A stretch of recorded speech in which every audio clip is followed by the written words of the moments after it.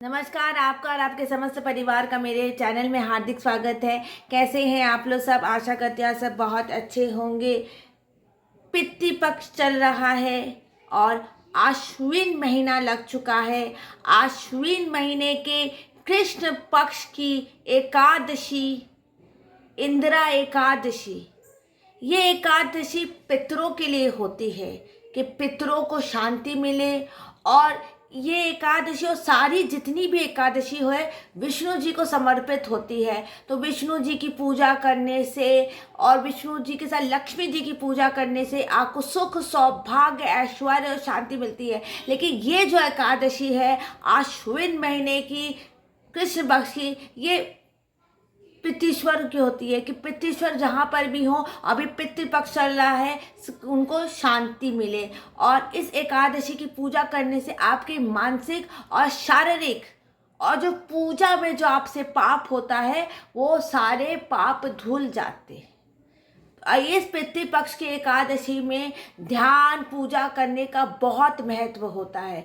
विष्णु जी और लक्ष्मी जी की पूजा का ध्यान करना, पूजा करना, मंदिर में जाना, दान करना, अपने पितृश्वरों के लिए दान करना, कच्चा सामान दान करना, अपने पितृश्वरों के लिए दान करना और उनके लिए उनके नाम पे भोजन बांटना बहुत पुण्यकारी होता है। ये इस पूजा, विष्णु जी की पूजा करें, आपके जितने भी पृथ्वीश्वर हैं वो आपको सब आशीर्वाद देंगे। और इस इंदिरा एकादशी में आपको विष्णु जी और मैं कहती हूँ ना, हमेशा लक्ष्मी जी के साथ में पूजा करनी चाहिए कि विष्णु और लक्ष्मी जी का साथ में आपको आशीर्वाद मिलता है। तो आज मैं बहुत सरल तरीके से आपको इंदिरा एकादशी की पूजा बताऊंगी। आश्विन मत की एकादशी, ये एकादशी शुक्रवार को लग जाएगी, लेकिन उद्यात की तिथि नहीं होगी। उद्यात सुबह से एकादशी नहीं लग रही है, तो इसलिए हम ये एकादशी शनिवार के दिन मनाएंगे।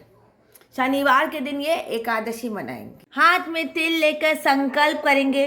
पुष्प भी ले सकते हैं, क्षमा कीजिए आज मेरे पास पुष्प नहीं है क्योंकि हमारे यहाँ बहुत वर्षा हो रही है, इसलिए मेरे पास आज पुष्प नहीं है। हाथ में तिल लेकर संकल्प करेंगे, सब परिवार संकल्प करेंगे और कहेंगे कि आश्विन महीने की भाद्रपद की कृष्ण पक्ष में एकादशी की पूजा कर रही हूँ। और ये पूजा सब परिवार का नाम लेंगे, अपना गोत्र लेंगे और ये तिल को हम भगवान को समर्पित करेंगे। ये तिल से समर्पित करेंगे। और जल हमेशा भगवान के सामने रखना चाहिए कि जल आपकी पूजा का साक्षी होता है। एक पुंगी फलम भी ज़रूर रखना चाहिए, पुंगी फलम रखना चाहिए। आश्विन महीना चल रहा है, आश्विन महीने की इंदिरा एकादशी, इंदिरा एकादशी की आज हम पूजा कर रहे हैं।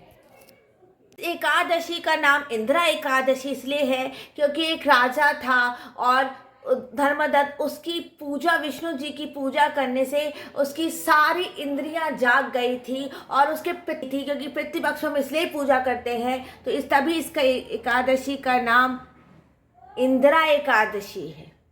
इंदिरा एकादशी भाद्रपद की एकादशी है, पितृश्वरों के लिए एकादशी होती है।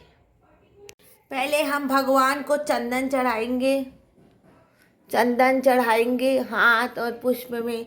और ये जो पूजा होती है ना इस एकादशी में बहुत ही साधारण तरीके से होती है, ज़्यादा हम पूजा नहीं करते। अभी पितृपक्ष चल रहा है, पितृपक्ष में हम ज़्यादा नया कोई सामान नहीं करते, ज़्यादा पूजा पाठ का सामान भी नहीं खरीदते, बहुत ही साधारण तरीके से रहते हैं। घर में सबकी पितृश्वर की पूजा चलती रहती है तो बहुत ही साधारण तरीके से इसकी पूजा की जाती है। ज़्यादा सामान नहीं चढ़ाया जाता, ज़्यादा फल, मेवा, मिठाई भी नहीं चढ़ती है। जो साधारण कोई भी आप फलहारी, कोई भी आप फल भोग कर दीजिए। ये पितृपक्ष है ना, हमारे यहाँ पितृपक्ष में बहुत साधारण तरीके का भोजन बनता है और बहुत ही साधारण तरीके से पूजा होती है, ज़्यादा ताम झाम के साथ पूजा नहीं होती है। माँ लक्ष्मी को भी चंदन चढ़ाएंगे, माँ लक्ष्मी को भी चंदन चढ़ाएंगे। उसके बाद कंकु चढ़ाएंगे भगवान को। ये आप अपनी सुबह की पूजा के साथ कर सकते हैं। अच्छा, शुक्रवार को करें कि शनिवार को करें एकादशी? शुक्रवार को उदयात से नहीं है, सुबह से एकादशी नहीं है। हल्दी चढ़ाएंगे और चावल नहीं चढ़ाते, चावल नहीं चढ़ाते भगवान को। चावल एकादशी के दिन निषिद्ध है। हम भगवान को चढ़ाएंगे तिल, सफ़ेद तिल, सफ़ेद तिल चढ़ाएंगे। उपवास में मैंने भगवान को जनोई जोड़ा चढ़ा के रखा है।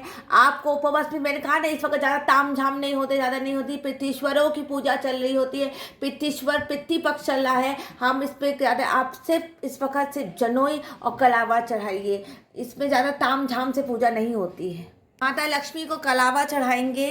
कलावा मैंने कहा ना, इस वक्त कोई भी आप साड़ी कपड़ा ना चढ़ाए, क्योंकि पितृपक्ष में हम बहुत साधारण जीवन जीते हैं।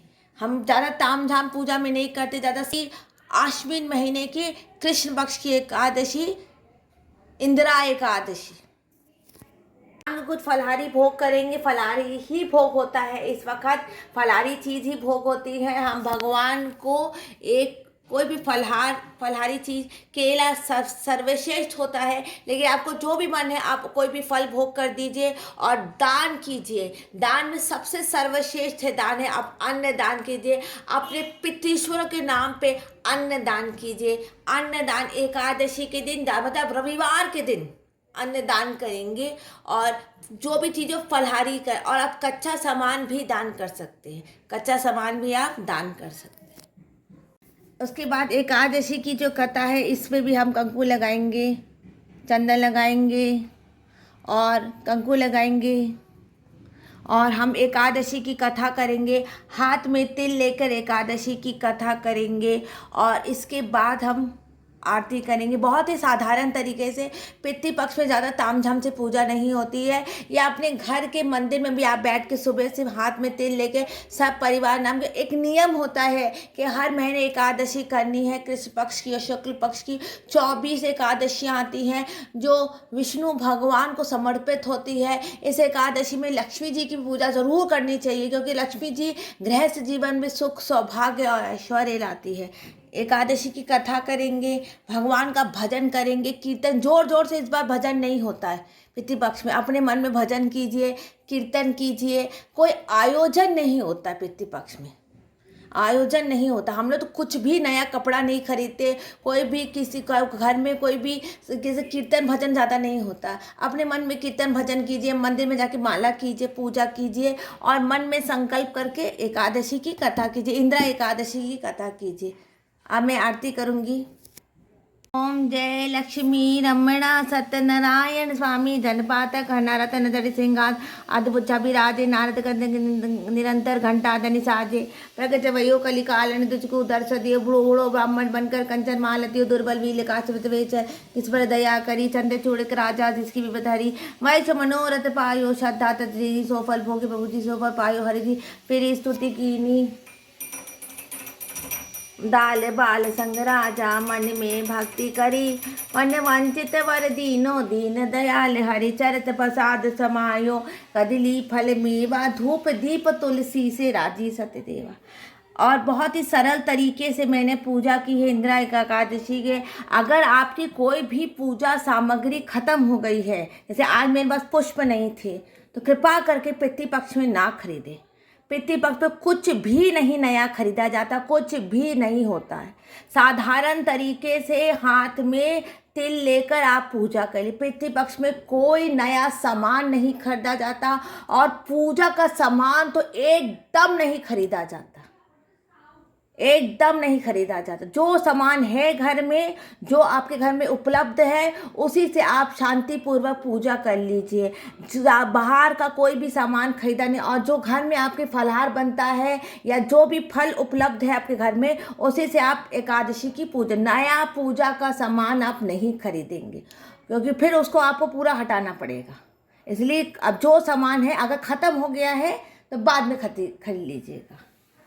और फिर हम आरती ठंडी करेंगे। जय श्री कृष्णा, राधे राधे। आरती ठंडी करेंगे। और दान मैंने बता दिया, सुबह आप किसी मंदिर में कोई भी फलहारी चीज़ का आप दान, कुछ भी दान, आपके घर में अगर साबूदाने का भी आप दान कर सकते हैं। अन्न दान मैं कहती हूँ सर्वश्रेष्ठ दान होता है, कि अन्न भोजन वो है, ये चीज़ है। अगर भोजन मिलना ही सबसे, भोजन का दान, किसी ब्राह्मण को भोजन, कोई भी सामान, साड़ी बाड़ी, ये पितृपक्ष में दान नहीं होता। पितृपक्ष में सिर्फ भोजन दान होता है, भोजन का ही दान होता है। कोई भी वस्त्र आभूषण का दान पितृपक्ष में नहीं होता है।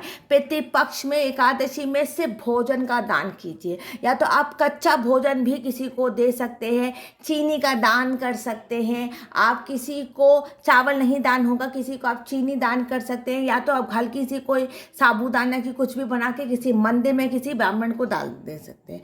जय श्री कृष्णा, राधे राधे। अब इस वीडियो के यहीं मैं एंड करती हूँ। कृपा करके मेरे चैनल को लाइक कर दे, सब्सक्राइब कर दे और ऐसे और वीडियो देखने के लिए मेरे चैनल को सब्सक्राइब कर दे। जय श्री कृष्णा, राधे राधे। जय श्री कृष्णा, राधे राधे।